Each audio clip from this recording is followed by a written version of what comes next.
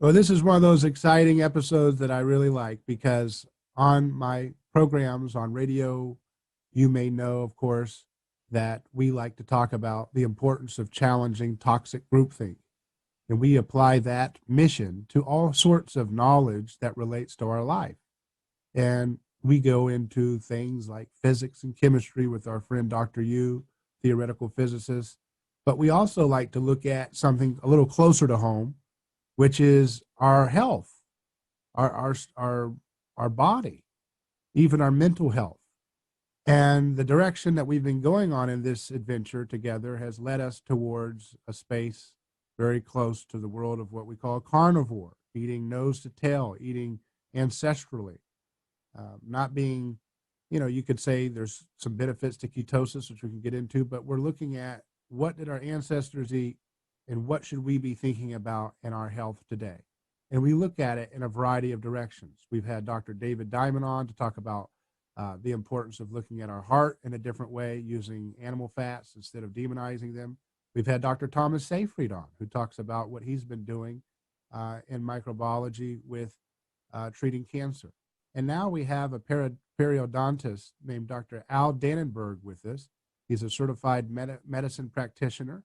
He's a certified primal health coach, and he's the author of several books, including The Better Belly Blueprint, and Is Your Gut Killing You? Thank you for joining me, Dr. Al. Well, thank you for the opportunity. I appreciate it.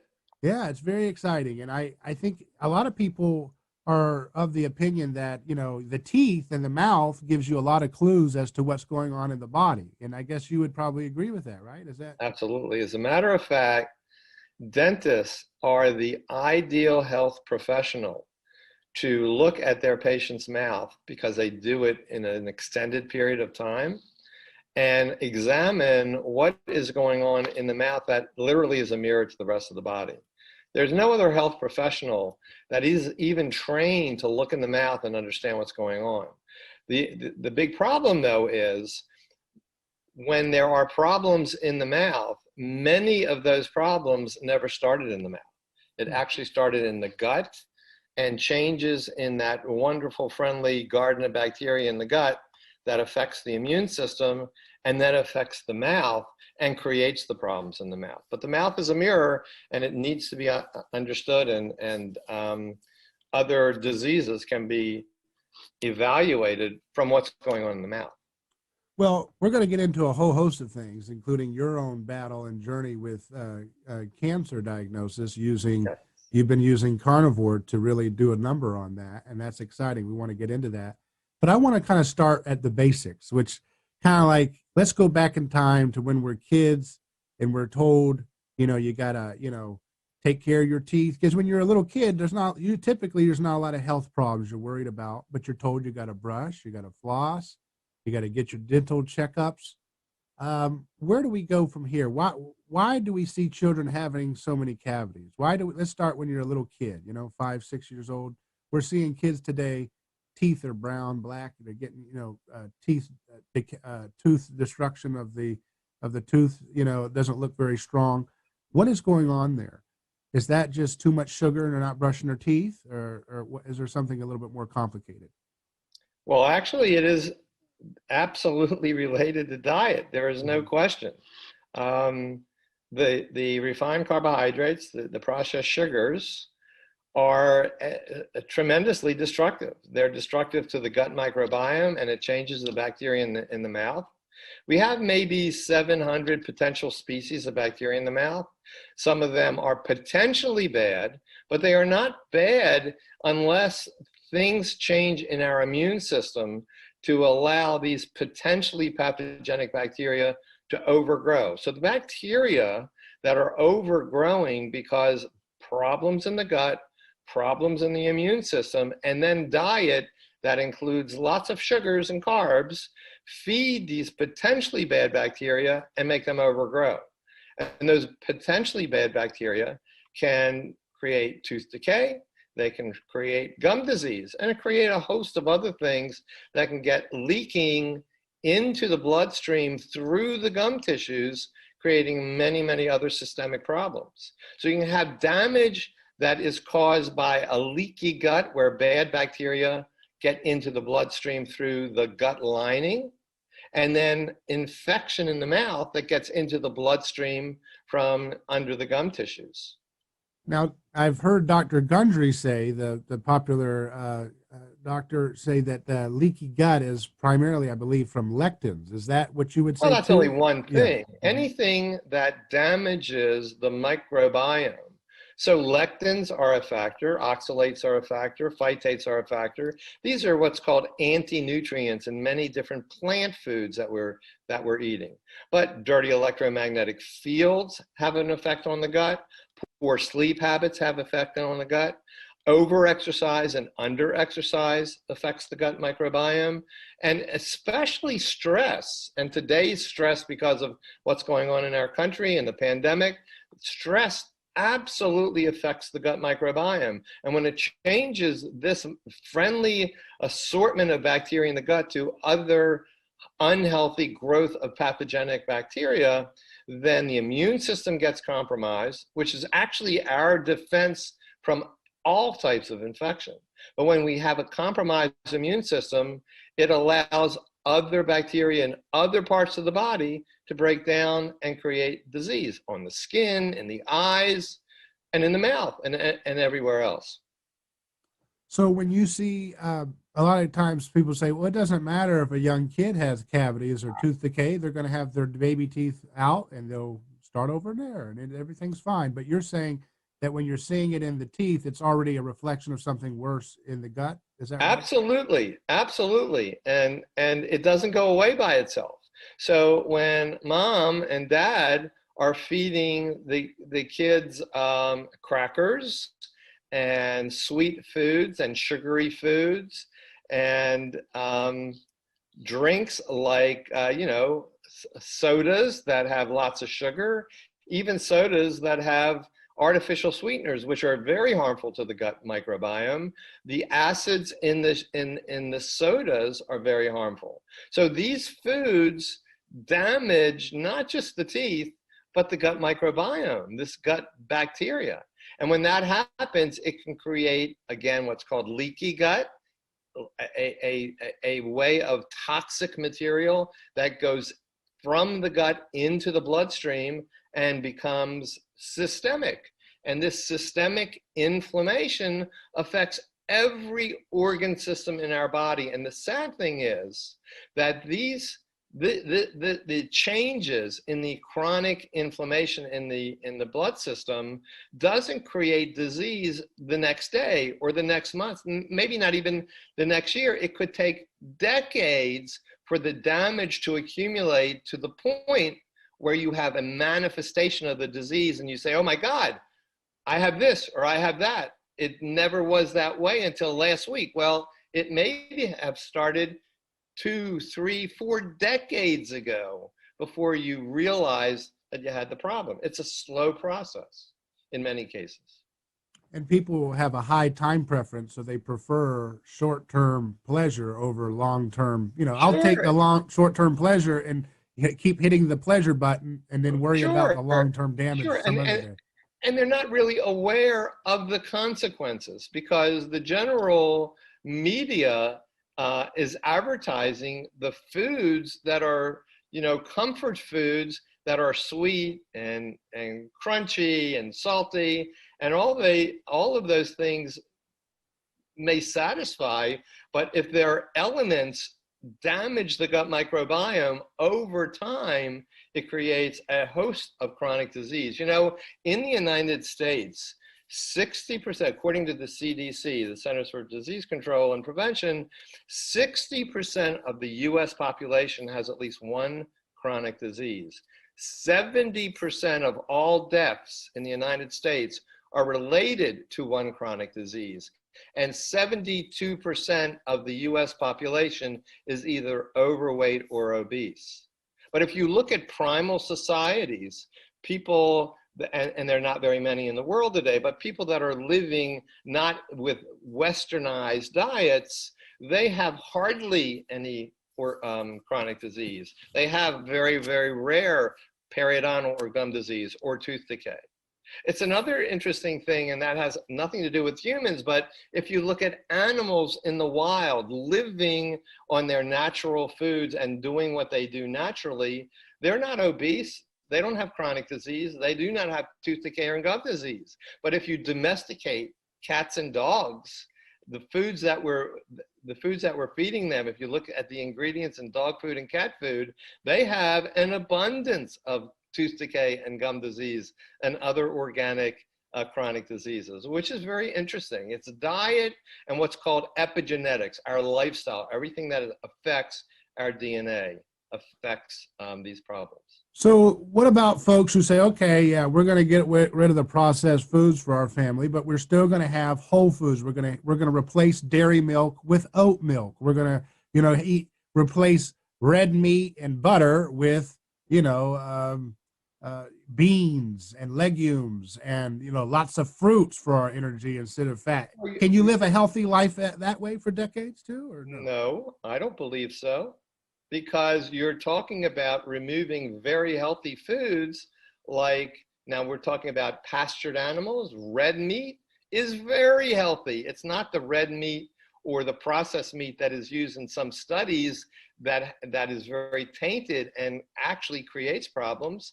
But in a carnivore diet with nose to tail, like you mentioned at the beginning of the show, this is an extremely healthy way of eating. As a matter of fact, our species, the evolution of humankind, at least for the last 160,000 years, have basically eaten animal products and some plants. We have a digestive system that's designed to better digest animal products than plant foods.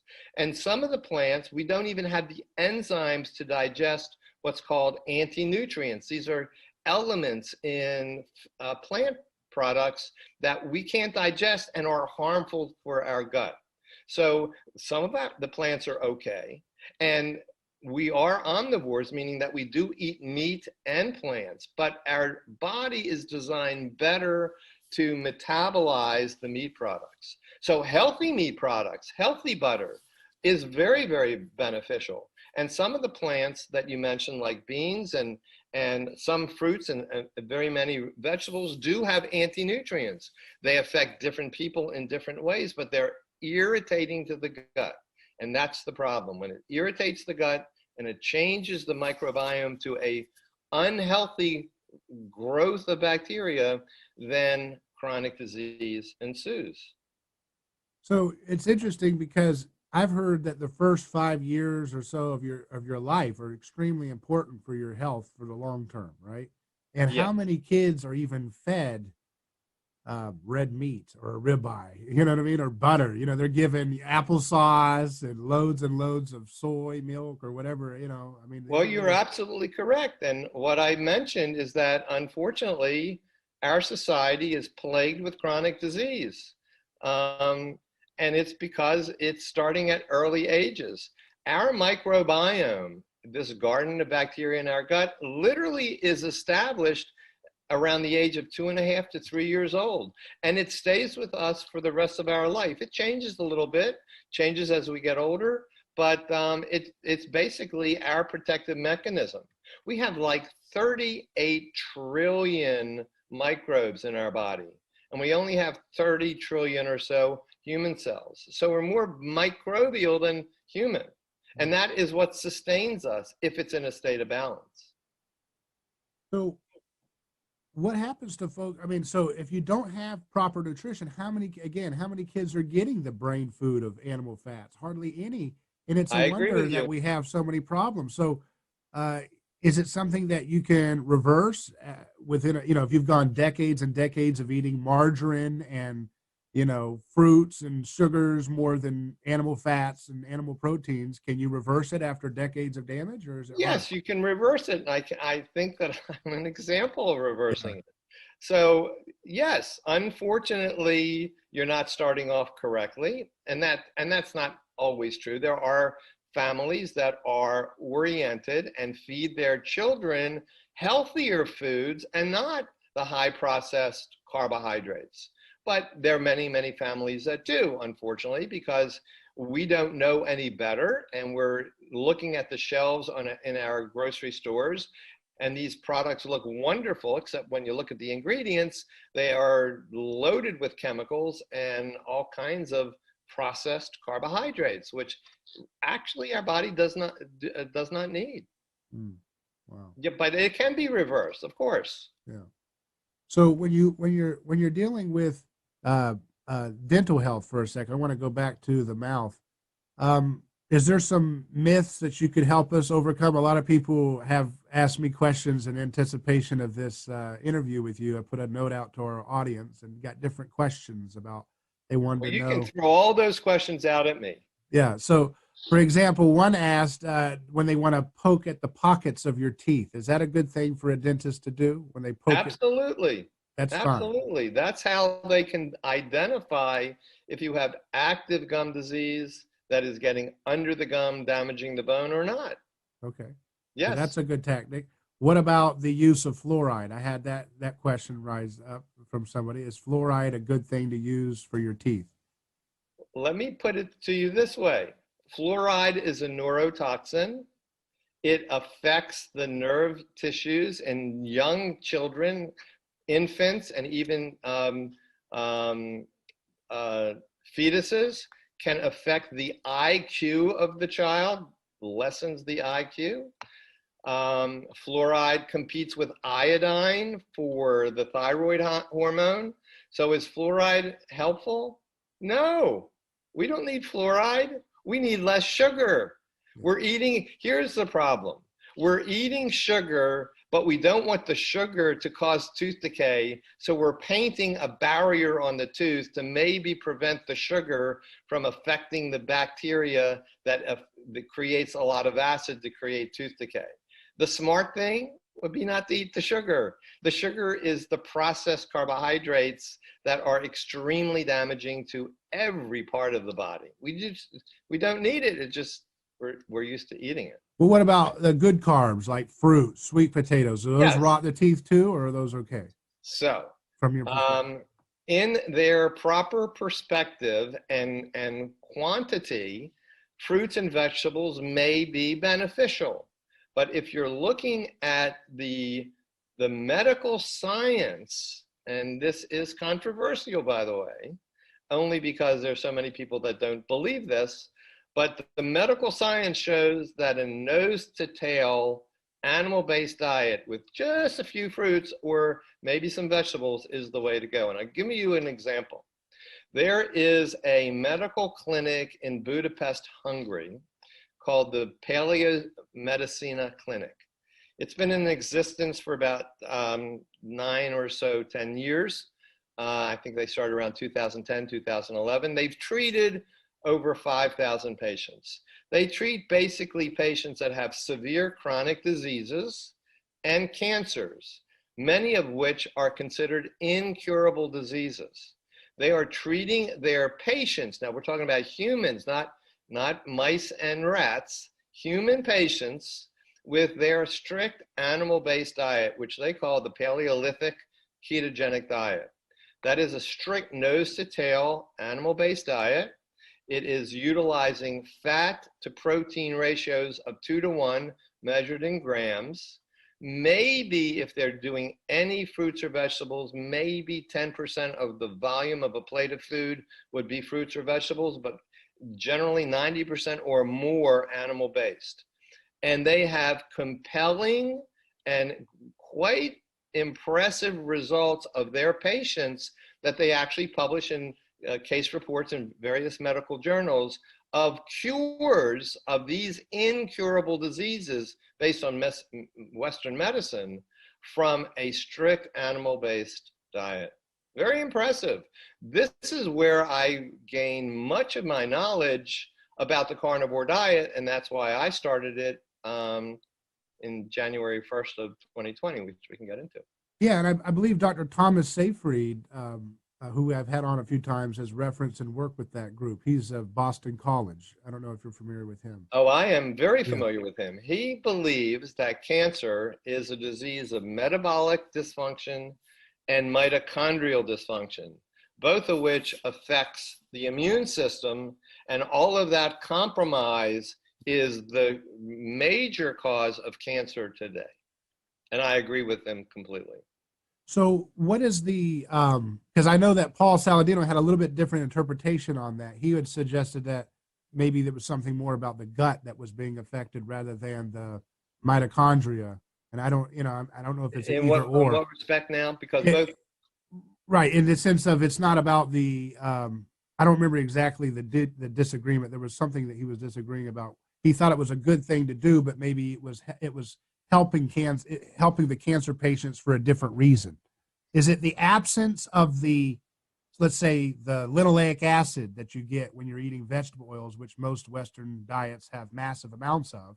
Is it the absence of that that's causing these people on the Paleolithic keto diet in this clinic? It's one very small aspect, but you are correct. See, the linoleic acid is an omega-6 fatty acid, which actually is very inflammatory. And not that it's a problem in its right ratio, but when it's in excess amounts, it creates more inflammation. And inflammation is one of the ingredients that affects the immune system and creates leaky gut and affects all this chronic systemic inflammation that goes through the body. Okay. There are many factors that are involved to improve Cancer. the immune system or not improve the immune system. Right. From what I understand with Dr. Thomas Seyfried's explanation, it's cancer needs sugar to live. It needs to ferment glucose, right? Well, it ferments that and also glutamine. Glutamine, yeah. So cancer feeds off of glucose it loves, and it needs and it can use glutamine, which is an amino acid. It doesn't do very well with ketones. So that's why a ketogenic diet is beneficial, because the cancer cells don't like ketones, but they can still use the amino acid glutamine to help create energy to create and reproduce themselves. So if you're so is that the primary tactic that's finding significant effects for these people in the Paleo Medicina clinic in Hungary? Well, the primary effect is that it is not an inflammatory diet, and the gut microbiome is healing, and the concept of a leaky gut is repaired. So there's nothing getting leaked into the blood system that shouldn't be there, so there's no chronic systemic inflammation. So the chronic systemic inflammation from, let's say, unhealthy diets is actually causing the potential progression of cancer. And that could include, just for my listeners to be clear, because we're so trained to hear unhealthy diet means pizza and donuts, but that that also may include lots of high sugar fruits and beans and Yes, sir. and grains, Absolutely. right? Yeah.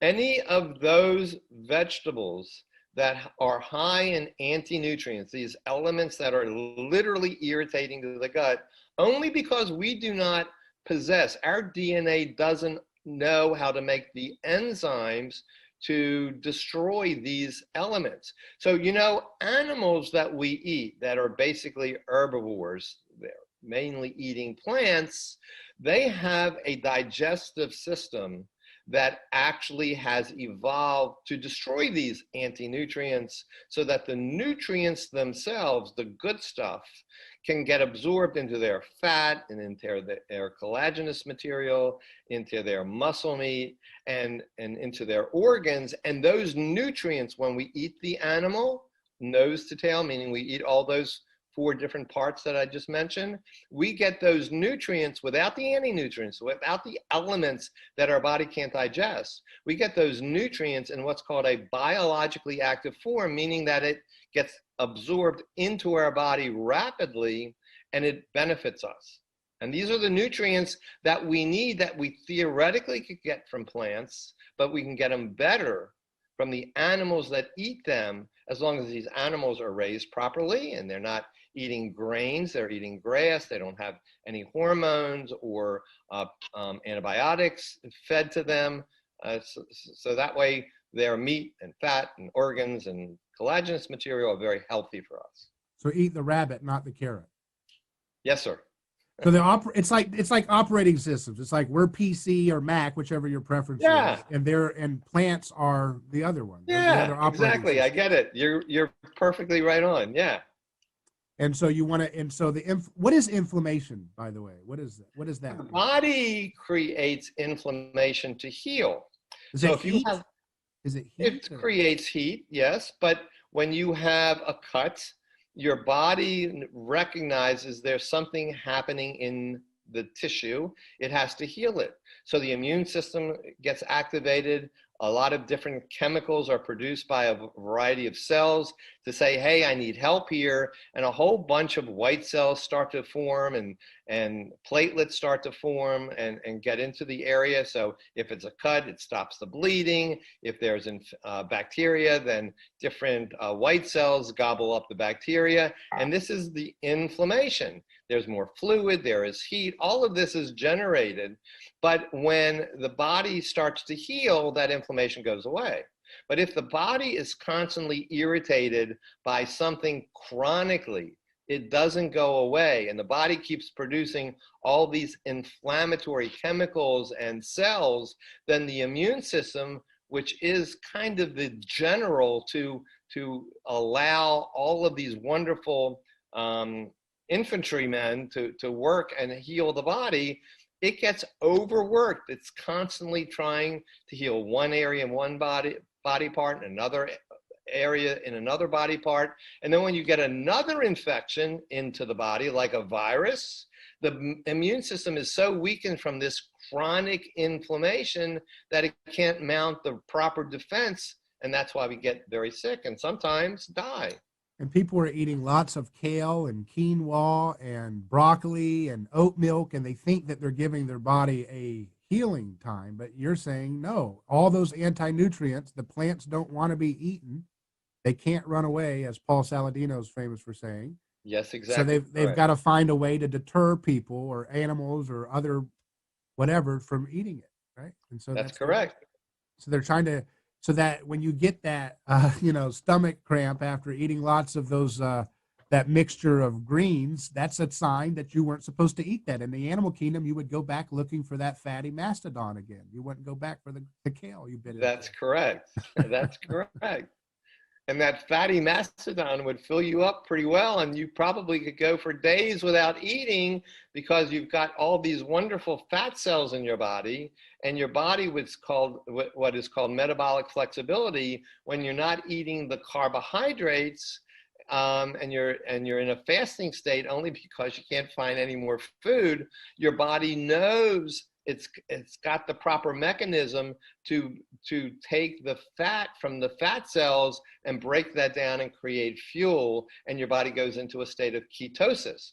And ketosis is a method where the fatty acids in the fat cells are used as fuel, and they burn ketones, which are very clean burning. And these are, like we said before, cancer cells don't like ketones, and ketones are great for the brain because it gets through the blood-brain barrier, and you have a lot of energy and clarity, and your body heals itself very nicely when you're eating a ketogenic type of diet, or your So, body is only breaking down fat cells. so let's talk about that for a second. So do you think it's important to be in ketosis as much as possible? Because No, that's another debate that people have no. within this I community. think I think if we look at our primal ancestors, which I think is the proper perspective when we look at what is good and what's bad based on our eating styles and metabolisms. So if we look at our primal ancestors, they probably hunted, and they had a successful kill, and they had plenty of food, and they ate it. And then they couldn't find animals for much of the time. And maybe they could find some fruits and vegetables, but they probably were not terribly hungry because they fed from all this fat and meat products and organ products. And their bodies utilized the fat in their body that was already stored until they got another animal that they killed. Now, they stayed in ketosis during the period of time when their body was using the fats.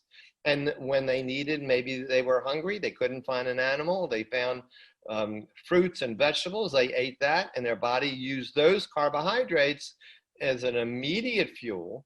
And when they were not available, then their body went right back to burning fat cells. They were not addicted to the carbohydrates. They had no processed carbohydrates. They didn't have cravings for carbohydrates. So yes, I think it's important to be in ketosis because it's a very efficient way to burn fuel, but it's also very important for our body to switch from fat to carbohydrates because that's the natural process of our metabolism. So in my way of eating, I cycle in and out of ketosis. I'm in ketosis for maybe 5 to 6 days a week. And I know that for a variety of reasons. And then I eat a significant amount of healthy carbs. We can go over my diet in a moment if you want, and get out of ketosis for a day or two, let my body work its wonders when it's burning carbohydrates. And then the next day, I'll go back to ketosis without any cravings because my body is used to doing that back and forth, or that's what's called metabolic flexibility. And that's the way our human species has evolved for at least 160,000 years. So what are the best carbs to cycle in and out of? So that's a great question. So here's what I do. When I am cycling into a carb day, I will look and eat, and this is not necessarily measured, but on approximately, I'll eat about 100 to 150 grams of carbs that day. I get much of my carbs from raw honey. I love raw honey. Actually, honey is an animal product. It was made by bees, but it's got a lot of carbs, obviously. Every tablespoon of honey has about 17 grams of carbs. So I'll eat several tablespoons of carbs that day, honey that day. I might have an apple. I might have a mango. If I'm eating some vegetables, I might have some romaine lettuce, something like that, maybe an avocado. Those are the foods that I would eat to get my carbs. Do you still eat animal fats that day, or do you just take out? Yes, so that's a great question. So I reduce the animal fats. I am still eating some protein with some animal fat, but I'm not eating the 2-to-1 ratio of fat to protein measured in grams. So I'm reducing the fat, increasing the carbohydrate for that day or maybe 2 days, and then switch back to my ketosis. Now, what about they call these ancestral grains like einkorn flour that was supposed to be not tampered with for 12,000 years? Would that be a safe carb in this kind of wheelhouse, or would you still want to avoid something like these? I would avoid those carbs for the primary reason that grains literally break down to gliadin, which is one type of protein that is never digested completely. And gliadin in the gut damages the lining of the gut and encourages leaky gut. So grains have never been the healthiest food for humans. Why did we spend so much time cultivating them to create civilization? Because it was a quick way to feed the masses. Let them eat cake. And we'll eat the pheasant, right? It was part of the civilized way of agriculture when man learned to cultivate the seeds of grasses, which are grains, into flour and created products that were soft and fluffy and could sweeten them. And it was very desirable because we learned those textures and flavors were great. It could feed the masses, and you would stay full, but not knowing the damage it was doing. I mean, again, we are a survivor of 160,000 years if we're looking at modern Homo sapiens. And the last 8 to 10,000 years of that period, we developed agriculture and started processing foods that our species never ate. And our DNA never was designed to digest. Our DNA, our code, our 20,000 or so genes make you and me who we are. 99.9% of our genetic code is the same for all humans. Mm-hmm. What makes me, and you is only 0.1% of that DNA code. But the 99.9% knows exactly what it can do and what it can't do. It knows that it has to tell you, you have to breathe air, you have to drink water, you have to eat food, or you will die. But on the other end of that spectrum, our DNA code knows that if you eat certain foods that I do, and I'm talking about I'm DNA now, I am not capable of creating the enzymes to detoxify it from you. If you eat certain foods that are literally poisons, you will die. Now, it may not kill a cow and it may not kill a lion, but it will kill you because my DNA, your DNA, is not designed to do that. So what do we do as humans? We feed ourselves all these poisons every day, right? So we're eating processed grains, we're eating processed sugars, we're eating these seed and vegetable seed oils that are high in omega-6 fatty acids, highly oxidized, very damaging to our gut and our gut membrane and individual cell membranes, and all of this stuff we do every day. So we're constantly challenging our DNA and we get sick. And we don't get sick right away, but we get sick. And as we get sick, we get debilitated, and we're living 20 or 30 years with a debilitating disease until we die. That's not the way we should live. Dr. Chris Knob, I'm going to interview him soon, and he puts the onus. He still points to processed flours and sugars, but he puts the primary accusation on linoleic acid and vegetable oils. I agree. That's a huge, is it the big one, factor. or is it not really? I think it is a big one, but it's not the big one. I think the big one is all processed foods and chemicals and not only the chemicals that are preservatives and emulsifiers in foods, but the chemicals that are destroying theoretically, weeds in the agricultural fields and all of that glyphosate, those chemical residues get on the food, they stay with the food, they're processed with the food, they're not on the ingredient label. You don't see on the ingredient label that there are some elements of lead or mercury or Roundup or glyphosate in it, but there are, and those chemicals are very damaging to our body.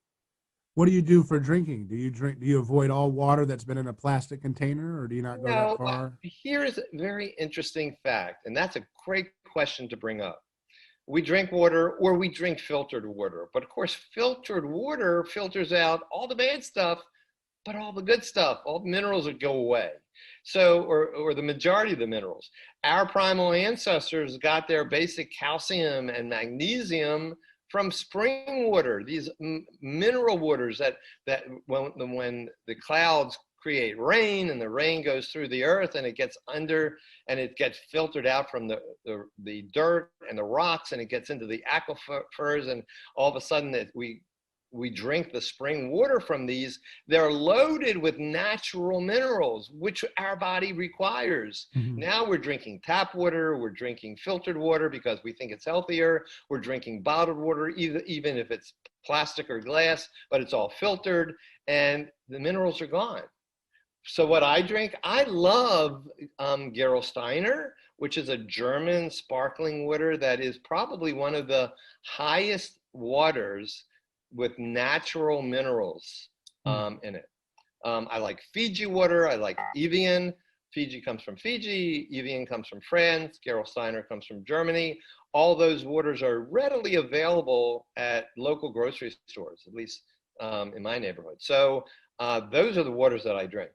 How do tea and coffee stack up in terms of anti-nutrients compared to eating vegetables? Are they a lot less anti-nutrients? Coffee is great. Coffee is good. I drink coffee. Tea is okay. The black tea has a high level of oxalates. So black tea would be something I would not recommend. More than coffee in terms of oxalates? Yes, more than coffee. From my research. Yeah, okay. Yeah, so coffee is low. Green tea is lower than black tea. Most herbal teas are not a problem at all. So those teas are not necessarily an issue unless it's black tea. Is caffeine a stressor to the gut? since gut I health is think important? caffeine can be a problem in excess. Certainly, it Mhm. has an effect on sleep. It's a stimulant, so there are problems. But drinking a couple cups of coffee, meaning a cup is 8 ounces, so maybe Yeah. 16 ounces or so of coffee a day in the early part of the day, not after 2 p.m., for example. Yeah. Um, I don't think that's a problem, and I think maybe there's some benefit. Now, when you mentioned honey, that you consume honey and some fruit or so once a day or once a week or once or 2 days, 1 or 2 days a week, do you worry about that with the sugar though, or with the No, cancer not at free? all. Oh, How's not so? at all. No, no, there are some studies that show that honey is actually has over 200 biologically active chemicals Huh. that heal. It's anti-inflammatory. It really has huge beneficial Right. effects on the body. So no, I don't consider that the sugar that we're talking about. Is there any evidence that cancer cells can't ferment honey as well, maybe because of those other components? I I That would be don't know interesting. that as a Yeah. fact. I do not know that as a Yeah. fact, so I can't comment Yeah. on it. Yeah. It's just interesting to to see where we could pursue more research or something in some of these areas, I think that would help people a lot because people have a sweet tooth, right? And if they could feel comfortable knowing, hey, you can eat these fruits or this honey in a limited basis within reason, There and you is don't have to worry research. about cancer every time every year you I go don't to it. think that that's going to cause your Right. cancer, Right. and I don't think that it's going to cause cancer to progress Right. in its right proportion. The number of grams that you're eating.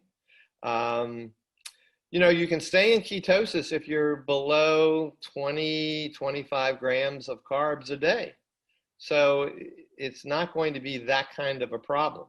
Right. You could have a little thing of honey Yeah, you could without. have it. You can have a tablespoon of honey, which is a lot of honey, and that's only 17 grams of carbs. Mhm. Now, as it pertains to cavities, I've heard of butter pooling for getting rid of cavities. Do you recommend natural ways to get rid of cavities, or do you like the traditional filling process of a Hmm. cavity? So I like the natural way to give your body the nutrients it needs, which would be vitamin D, vitamin A, vitamin K2. Certainly, all those wonderful fat soluble vitamins are important, um, and not the sugars, and have a healthy gut microbiome. What I do not agree with is oil pulling, and that's going to be controversial to all these natural people that are listening to the show, and I'll tell you why.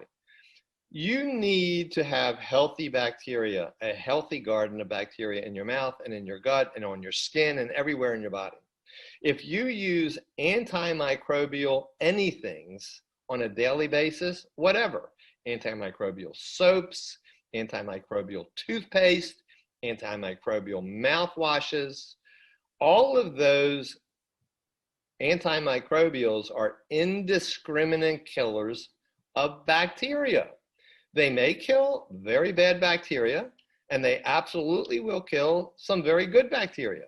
And it changes the microbiome so that it is not in a healthy state any longer. So oil pulling, which is good if you have infection in your mouth, let's say, or you have a procedure like an extraction or something that was done and the gum is sore or inflamed, oil pulling is beneficial for a week to 10 days used as a therapeutic. Yes, it will kill some good bacteria and some bad bacteria. And after that period of time, you help your body to regain its natural garden of bacteria. We're okay.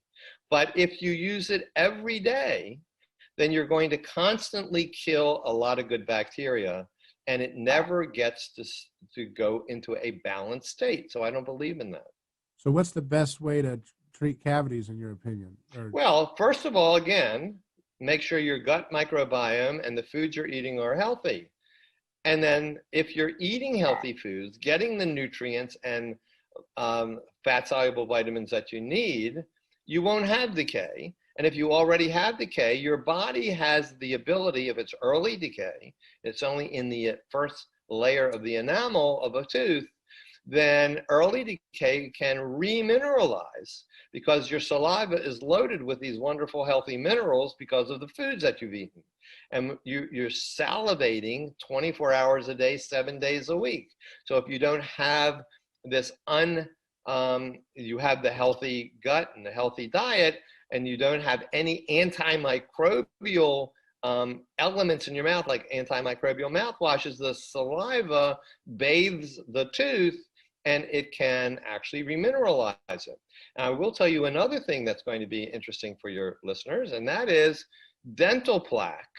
You know, that stuff around the gum tooth margin? Yeah. Is that the same Dental, as tartar?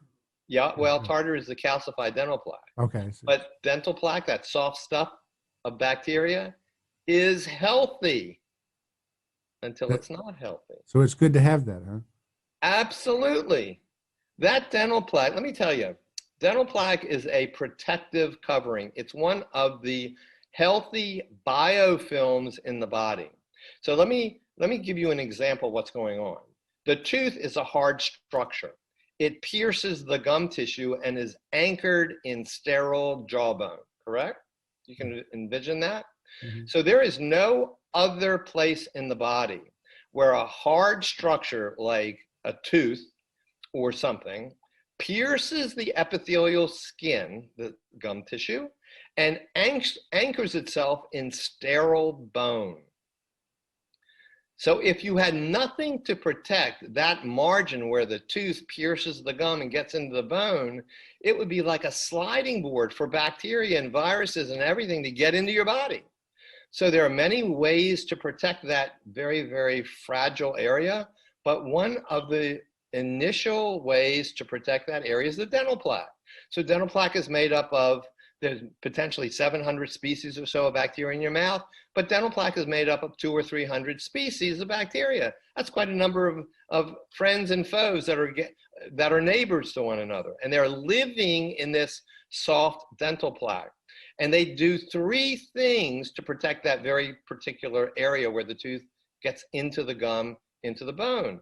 It has natural buffers, chemical buffers, to make the acid level no lower than 5.5. So a acid level of 3 or 2 is very acid and it will cause tooth decay. So the dental plaque actually balances the pH, or the acid level, between the saliva and the tooth surface. It also acts as a gatekeeper. It is literally the gatekeeper for allowing natural minerals from the saliva to get into the tooth surface to remineralize and protect the tooth, so that if there's early decay, it can repair it. And the other thing that it does is that all of these different species of bacteria produce different types of hydrogen peroxide on their own. And that hydrogen peroxide is highly toxic to other pathogens in the mouth that want to get into where the gum and the tooth margin is. And it literally kills those bacteria, those bad guys, from getting into that margin where the tooth pierces the gum. So dental plaque is very healthy. We don't want to remove it on a regular basis. That's what dentists want to do, though. They always talk about removing the plaque, right? Yeah. So put the dots together. Our primal ancestors did not have a dental cave to go to get their fluoride treatments, yet they hardly ever had tooth decay or gum disease. They certainly didn't buy their toothbrushes from the local primal health store. So there were no natural ways to brush and floss teeth, but they never, or very rarely, had tooth decay or gum disease. And why is that? Well, they had healthy guts, they had a healthy diet, they had healthy dental plaque. And when the dental plaque actually got calcified, that hard tartar was also protective. And we know that when we look at dental jaw specimens from our ancestors from 10 to 20,000 years ago, we can literally see the tooth and the bone, very little tooth decay, practically no bone disease, yet there were hard substances where the tooth meets the bone. That was the dental tartar, or the plaque, that got calcified, with no gum disease or tooth decay. So they didn't have these diseases. Now, modern man has lots and lots of gum disease because we also have lots of infection in the gut and we have bad diets. So we need to make sure that we're cleaning our mouth. So we have to clean our mouth well, and we have to remove unhealthy dental plaque, because the plaque, when it is healthy, can become unhealthy with other pathogenic bacteria overgrowing it. So good brushing and good flossing is important. Cleaning your tongue is important. And that is not going to damage the healthy layer of dental plaque around the tooth. So you don't want to remove the dental plaque because that will actually exacerbate health problems for the teeth and the gums, right? That's correct. The dental plaque is a healthy biofilm. So to use food products or toothpastes or mouthwashes that have chemicals that literally destroy the ability of the plaque to form on the tooth is not healthy. Including these natural things, right? Like charcoal and Oh xylitol yeah. and how about coconut oil dipping into No. tooth? That's bad too, huh? Well, coconut oil is, I Yeah. mean, it's not as aggressive as certain other antimicrobials. If you were to swish with coconut oil for 20 minutes, it is very damaging if you do it every day. Is there a way to eyeball because most people listening are probably eating a standard American diet to one Yeah. degree or another. Is there a way to eyeball your dental plaque that you have to say, okay, Yeah, this I is think that problematic, it needs to be taken off? Is there a color?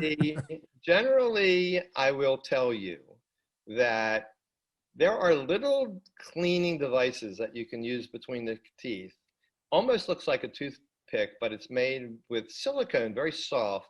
And you clean by putting those little bristles and rubbing it at the gum tooth margin between each tooth of your mouth.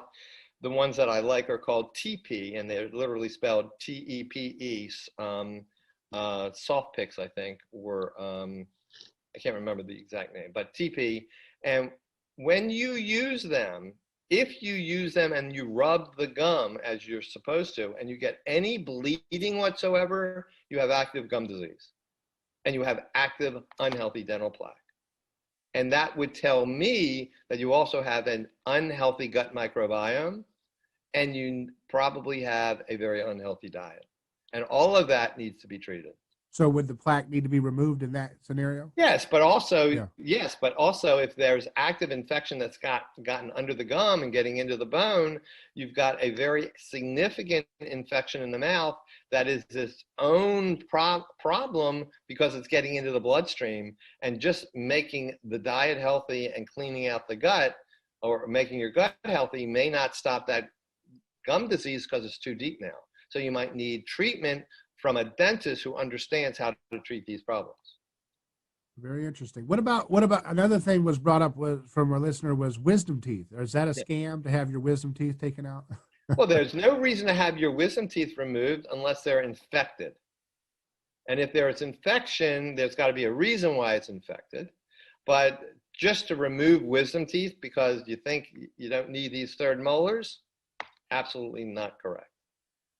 What about those supersonic toothbrushes? Are those dangerous for teeth and No, gums? electric toothbrushes are fine. I love electric toothbrushes. I use what's called a Sonicare. My wife loves the Oral-B, Braun, two different types, two different styles of electric brushes, but they're very effective. So knowing what you know, what do you use for your tooth care? Do you use a toothpaste or you make up your own thing? So you do not need to use toothpaste. You just need to put some water on a toothbrush. I use a Sonicare. I use these little TP cleaners between my teeth. I use some dental floss to make sure there's no fibrous stuck between the contacts of my teeth. And I use and I clean my tongue, the top of my tongue, because of some excess bacteria can be on the tongue. And that is what I do. With no toothpaste. I don't need toothpaste. There are some toothpastes that are very effective. One of the brands that has very, very healthy elements and nothing antimicrobial is a toothpaste called Revitin, Revitin. It's a great toothpaste. Very good. Well, another one was the teeth whitening. Everybody wants to have white teeth. Is it good to have white teeth, or is yellow white teeth healthy? If you want to remove some stain that's on the surface of the teeth, you can do it in a very natural way if you wanted to. You could take some baking soda, not baking powder, but baking soda. You can make a paste of it with some water, and you could brush that aggressively on the surface of the tooth enamel, not at the gum margin, and it will literally help remove surface stain. So that's a very effective. There are teeth whitening procedures in a dental office that are effective using concentrations of high concentrations of peroxide. But what is a problem is people that use some of these bleaching trays, if you're familiar with that, and they use hydrogen peroxide, high concentration of hydrogen peroxide in the bleaching tray to keep their teeth white all the time. So they use these bleaching trays every night. And that peroxide can leak under the gum and get into your bloodstream. And some of it you swallow and it gets into your gut, and it can become very damaging to your body. Very interesting. Well, this is all very fascinating. We could go on and on, but I'll just wrap it up here with just a couple more questions, and then we'll talk about where we can keep up with your work. Sure. It's so interesting. And about carnivore, right? So are you one of those folks that says it's got to be grass-fed organic? Because a lot of folks, they don't want to, they don't want to spend that extra money, they want to get that supermarket beef. Well, if you want to be carnivore for health reasons, it has to be grass-fed and organic, or you're putting chemicals that are very destructive to your body in your body, which is conflicting with the concept of eating a healthy, nutritious, anti-inflammatory food. And that's the grains and pesticides. Yeah, absolutely. There is a difference in cost, but then again, how much does it cost for you when you get sick? Right. Yeah, so this is more prevention than just nutrition. Well, what about the situation we have where folks are very resistant to eating dairy? Is dairy something that people should avoid for most people? Dairy is a problem. Dairy, unfortunately, pasteurized dairy, even more of a problem, but dairy has a protein called casein, and casein doesn't do well in our guts, and our immune system can confuse casein with gluten, and it create inflammation and damage to the gut lining. In addition, lactose, which is one of the sugars in milk and dairy products, most or many people are very unable to metabolize. So it creates a lot of other problems. So dairy is not a food humans need, and dairy is more than likely a problem, especially if you have autoimmune diseases or any other problems that are affected by a leaky gut, and I would avoid dairy. And mushrooms, are those inflammatory too, or are those? No, I have no problems with mushrooms. Yeah. So, tell us an update on your status in your fighting this cancer diagnosis. I think. Well, this is another story, of course, unto itself. Yeah. So I was diagnosed with incurable bone marrow cancer. Specifically, it's called IgA kappa light chain multiple myeloma in September 2018. I was given 3 to 6 months to live. Since it was incurable, I rejected chemotherapy because the only thing I was concerned about was a quality of life, not longevity in life. So thinking that I'm only going to have 3 to 6 months to live, I rejected chemotherapy and evaluated and created what I call my unconventional cancer protocols. These are a variety of things that I do to support my immune system, because that's the most important thing I need to be robust to fight this disease. And I did extremely well for about a year. And then come August of 2019, because I have this disease that's creating lots of holes in my bone, I've had a lot of pathological fractures. In August of 2019, I literally had severe fractures on my right side all at one time. Broken femur, broken right humerus, and broken ribs. All at one time, crashed to the floor. I was in writhing pain, and I was ready to die. And literally, I went to a hospital to die.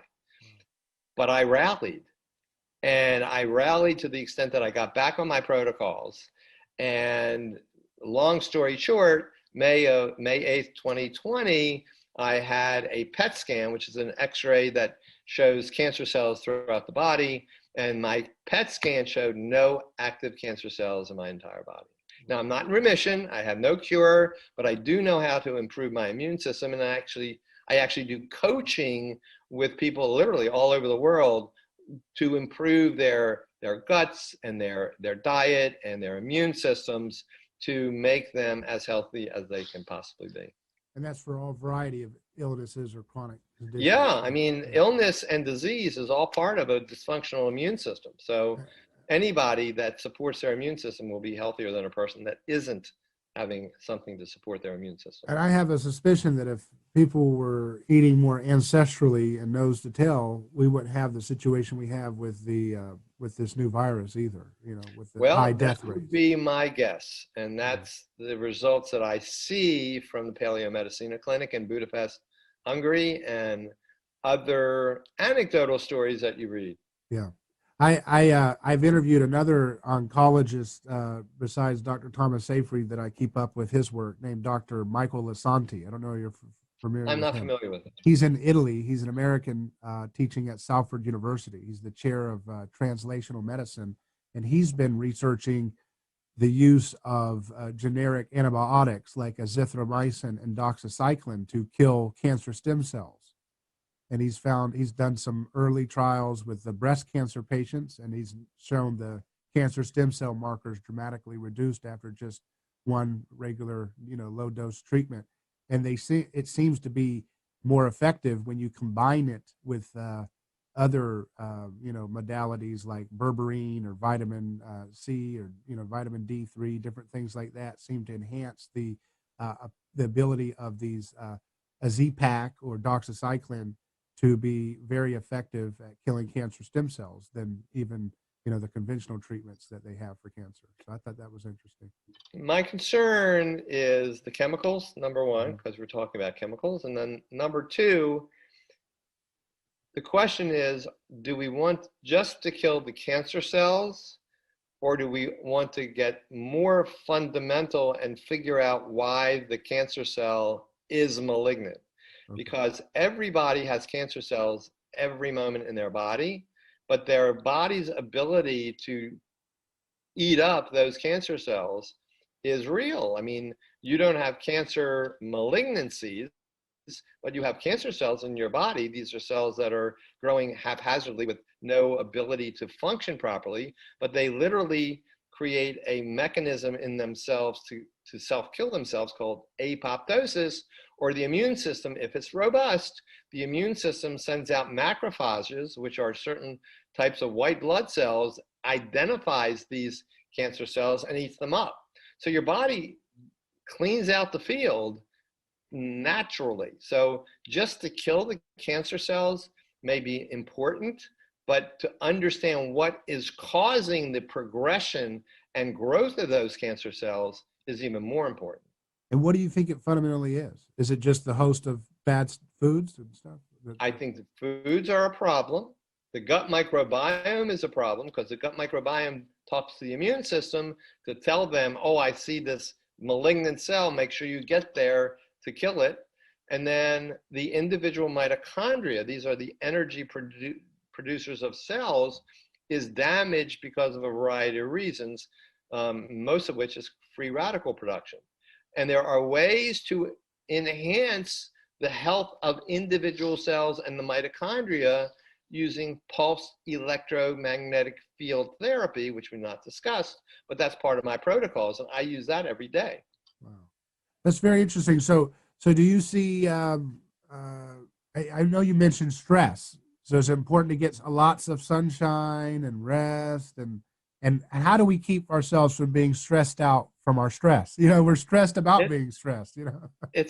That's probably the biggest problem that I have to deal with, and probably everybody has to deal with, because you just don't turn it on or off, right? I mean, you can say, I'm not going to eat this food, and you don't eat it. But you're going to say, I'm going to exercise, and you exercise. You say, I want to sleep, and you sleep. But when you say, I'm not going to be bothered by the stress of the pandemic. Does it happen that way? Can you turn it off that easily? No, it's difficult. There are methods to use. I mean, there are ways to give your mind something else to do. There are ways to relax. You know, meditation is great. There's certain muscle relaxation techniques that are great to help reduce your stress. Certainly walking outside for a few hours or being outside for a few hours is very stress relieving. There are yoga exercises that are very stress relieving. So there are methods that you can do to help relieve the stress, but sometimes you have to understand that there are certain things you can't change and you have to leave them be. And then other things that you can change, make a conscious effort to change them. Mm-hmm. Mm-hmm. But it's not an easy thing. Yeah. Is Definitely stress not. really bigger than diet in terms of your Yeah, health? yeah. I just wrote a paper that I published on my website today called Stress. It can damage your body and play havoc in your mouth. And this is an interesting article, and if you have some moments, I'll just tell you about it. I have a before and after picture of a patient of maybe 10, 15 years ago. This woman came into the dental office where I was working. She had severe lesions in her mouth. It looked very raw, pebbly, but there were no areas of unhealthy dental bacteria. So the periodontist I was working with sent her to her physician, checked her blood work, everything came back normal. She eventually confided in my partner that she was being physically and sexually abused by her employer for the last couple months. Wow. And that created serious, as you can imagine, emotional stress. Uh-huh. He was able to convince her. She was young, in her early 30s. She was not married. He was convince her to leave her job, actually go to another state. She found a fantastic job, and she left the city and came back in about 4 months. When she came back, she had no medical treatment, no dental treatment. My partner took pictures of her mouth when she came back. All of the gum lesions were gone, and the only reason she got a healthy result was she was able to remove 100% of the emotional stress. So there is wonderful double-blind studies that show that stress can damage the gut microbiome, creates a weakened immune system, and creates autoimmune diseases like these lesions in her mouth and other lesions like skin rashes, a host of other autoimmune diseases. And once the stress is eliminated, if it can be eliminated quickly, those diseases go away. Unfortunately, if the stress is long going, even when it is finally removed a year, 2, 3 years later, the damage from the autoimmune disease may be permanent and will not heal, unfortunately. Wow. Stress is serious. And yet, you know, the thing is, though, you hear about these people that go live in the Holocaust camps, and they live to be in their 90s. So there's something amazing about the human spirit. You know what I mean? Of course. Yeah. Of course. There's so much other things going on. Mm-hmm. Right. Yeah. It's just fascinating to see that. But stress in its own right, if you compare a stress and not a stressor, the stress will damage the gut microbiome. Have you looked into hypnosis? Is that a way to help with stress? Some people have talked about that. I think that self-hypnosis, yes, and that would be literally in lines with meditation, because you're literally relaxing yourself and letting your mind kind of wander, and those are very stress relieving. Because it's all about, stress is all about constricting the mind to certain focuses, always. Yes, and allowing it to prey on your conscious constantly. Yeah. Mm-hmm. Well, this has all been very fascinating. I want to let people know where we can continue to follow your work and stay abreast of your journey. My website is drdanenberg.com, DrDanenberg.com. There's lots of stuff on my website. My blogs, there's over 500 blogs on all kinds of subjects. You can just click on the search engine and type in a word, and if I've written anything about it, it'll pop up for you. I have 2 books. mini ebooks that are on Amazon. They were just published. One is called The Better Belly Blueprint. It's my concept of eating an animal-based diet with some plants that are low in phytates, oxalates, and lectins. And then Is Your Gut Killing You is also a book that really delves into what our primal ancestors, kind of how they evolved, how we became a society where we have an unhealthy gut, and how that unhealthy gut preys on periodontal disease and all other chronic diseases, and the vicious cycle that goes back and forth, and how to actually correct that gut to correct all those other problems. And that reminds me of another point, is that Mhm. there's a lot of people that say, oh, I eat pizza. I'm 30, I'm 40, I'm skinny, I'm fine. I gotta, so I don't have to worry about anything because I don't have a belly. But I think that's a real misnomer. That's a real The bad way sad to thing live. is, these diseases are cumulative over time, Mhm. and it takes sometimes decades to occur. But when that person who's in their 20s and 30s are eating pizza and beer every day, gets to their 50s and all of a sudden has high blood pressure and type 2 diabetes, and they get into their 50s and 60s and they have a heart attack, Mhm. all of that can go back and be related to a diet that has been accumulating damaged areas in other organ systems that don't manifest until it gets over the edge. So don't let that slim waistline fool you. If you're eating lots of vegetable oils and processed carbs, it's not gonna be a long-lasting solution for health. Nope, not at all. Well, very good. It's been a pleasure speaking with you, Dr. Danenberg, and I want people to check out your book, The Better Blueprint, the Better Belly Blueprint, Yes. The Better Belly Blueprint, or Is Your Gut Killing You? Also available, and those are both available at drdanenberg.com, right? No, they're on Amazon. Amazon. I don't sell those, but they are on Amazon to download. Mhm. All right, very good. Well, thank you for your time. It's been a pleasure. It's my pleasure too. Thank you. Take care.